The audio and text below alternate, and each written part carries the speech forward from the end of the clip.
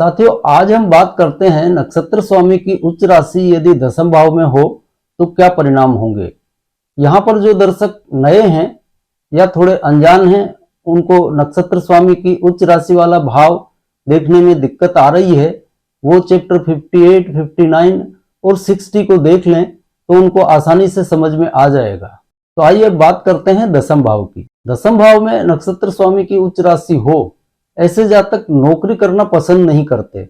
मजबूरी में करना पड़े वह एक अलग बात है किसी अन्य ग्रह दशा के कारण, लेकिन यह नौकरी की बजाय खुद का धंधा करना ज्यादा अच्छा समझते हैं। यदि इसकी कुंडली में अन्य ग्रहों ने 2 से ज्यादा द्विद्वादश योग खड़े कर दिए हों तो फिर यह 100% विदेश चला जाता। जातक मित्र संगति में कम विश्वास करता है, इसका मित्र संगति का दायरा बहुत ही कम होता है और सामाजिक दायरा भी इसका बिल्कुल सिमटा हुआ रहता है।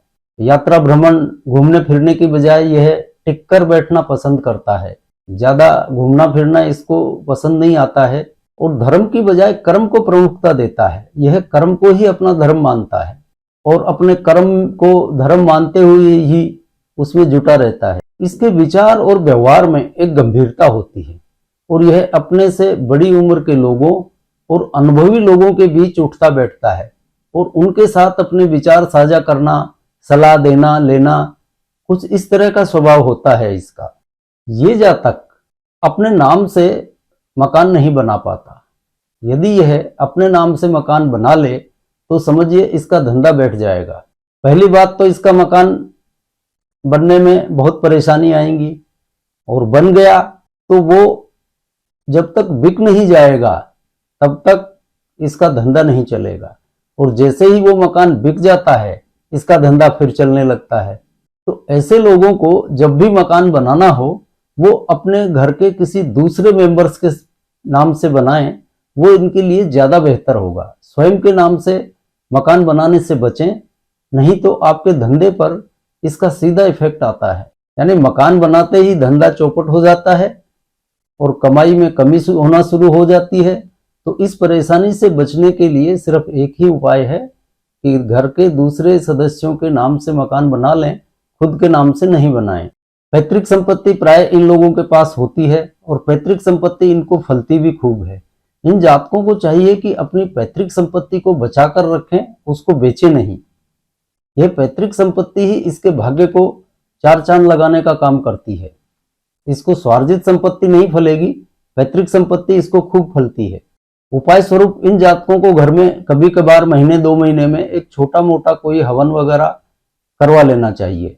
इससे इनका दसम भाव यानी कर्म मजबूत रहेगा। और अपने जीवन में हो सके तो कहीं पर एक बादाम का पौधा लगवाइए और उसकी देखभाल कीजिए। वो बड़ा होता जाएगा, आपका भाग्य बढ़ता जाएगा, आपका कर्म बढ़ता जाएगा। इसलिए कहीं भी एक उचित जगह देखकर जहां उसकी देखभाल हो सके एक बादाम का पेड़ लगवा दीजिए।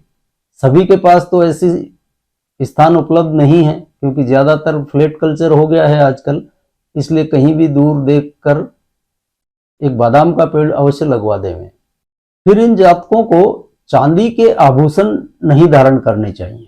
चांदी का कड़ा, छल्ला, चेन, यह इनके मन को चंचल कर देती है। चांदी पहनने से इन जातकों की दुष्प्रवृत्तियां बढ़ने लगती हैं और यह दुष्प्रवृत्तियां ही कर्म धंधे में इनके जी का जंजाल बन जाती हैं। तो चांदी पहनने से दुष्प्रवृत्तियां बढ़ेंगी और कर्म में रोड़ा बन जाएंगी। और लॉजिक आप देख लीजिए, चौथे भाव में नक्षत्र स्वामी की नीच राशि पड़ रही है, इसलिए चांदी पहनने से बचें। हाँ, सोना आप पहन सकते हैं खूब आराम से, लेकिन चांदी से बचिए। और इन जातकों को खुले आकाश के नीचे सोने से भी बचना चाहिए। तो अभी हमने आपसे बात की नक्षत्र स्वामी की उच्च दसम भाव के बारे में। अब आज के चैप्टर को यहीं विराम देते हैं और अगली बार मिलते हैं इससे आगे के भाव के साथ। तब तक के लिए जय जय सिया राम।